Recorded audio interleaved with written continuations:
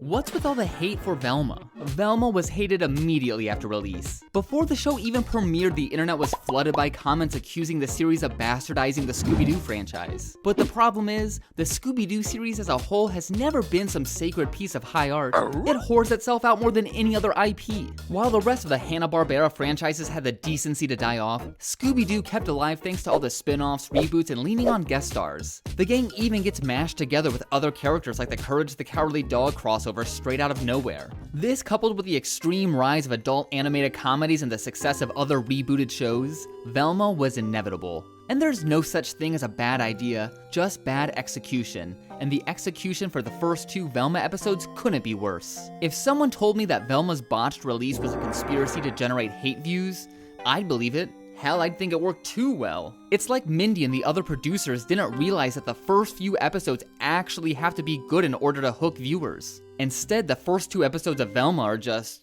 bleh, with a number of people claiming they couldn't even get past the opening scene. But Velma gets better. It might be hard to believe that a series at the bottom of the IMDb rankings has redeemable qualities. I suspect that Velma was the victim of brigading, given that it has 80K ratings when only 40 people worldwide have HBO Max. But really, when there's so many negative voices, it's easy to go along with it. That's why I'm here to bring a little bit of balance back to the force. But that's impossible without addressing Velma's legitimate issues like the random acts of violence. It's not like violence is a deal breaker for me, but the time and place needs to be appropriate. Velma is a show about horny adolescent detectives, so why is someone getting some grotesque injury every couple of episodes? The violence doesn't match the tone. Then there's those painful moments Norville, aka Shaggy, declares his anti-drug stance and then stares dead-faced into the camera for like 30 seconds. You know what 420 is, right? Have the writers ever heard of show not So Shaggy tell? likes Velma, but Velma has like no interest. So all of those haters really weren't wrong after Velma's initial release. Thing is, these problems are mostly prevalent in Velma's first 2 or 3 episodes. Things quickly pick up. Velma does have redeeming qualities. It has an amazing cast of both new and established voice actors. There's Wanda Sykes, Gary Cole, legendary voice actor Frank Welker, Stephen Root, the voice of King of the Hills. Dotrieve, comma Bill. While the majority of the main cast knocks it out of the park, Mindy Kaling, who plays Velma, is nowhere near at the same caliber. Just like how Jerry Seinfeld was the worst actor in Seinfeld, Mindy has acting and writing experience, but those skills don't translate to voice acting. You could say her lack of experience is the root cause, but Glenn Howard, the voice of Fred Jones, hasn't had too much voice acting work and is doing a fantastic job. Probably just has to picture a spoiled high school dentist, but whatever. And you can't have a reboot without a little fan service. Velma has just enough nods to the Scooby Doo universe or whatever you call the timeline Captain Caveman is from, but the callbacks aren't too in your face. You'll see the hallway door gag, a legitimate use for the word jinkies, this classic line,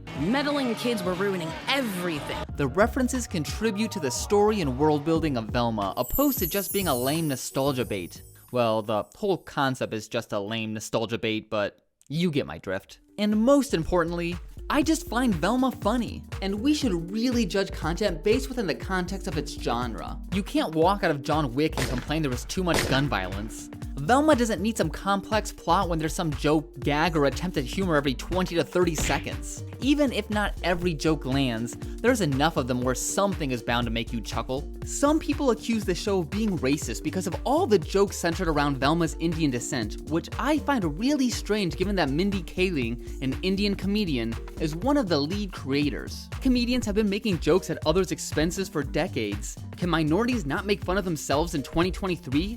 I mean, is Fresh Off the Boat racist? He'd already paid for the fare. Oh, so Chinese. Disappointing. Sure, Fred makes some racist comments, I'm caliente, as this one's people would say. but he's an entitled rich guy who can't even feed himself. His microaggressions tracks with his character and gives him the opportunity for growth. Even though Velma has redeemable aspects, the internet hate machine already turned up in full force and the narrative has been set. Like Nickelback and the word moist before it, I don't really see a way back for Velma. Is Velma the second coming of Jesus Christ? No.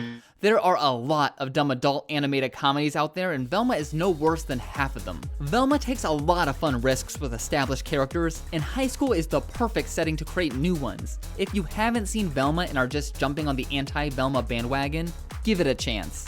The first 2 episodes are painful, but if you get to episode like 4 and are still on the fence, drop Velma. Life is too short for mid-media.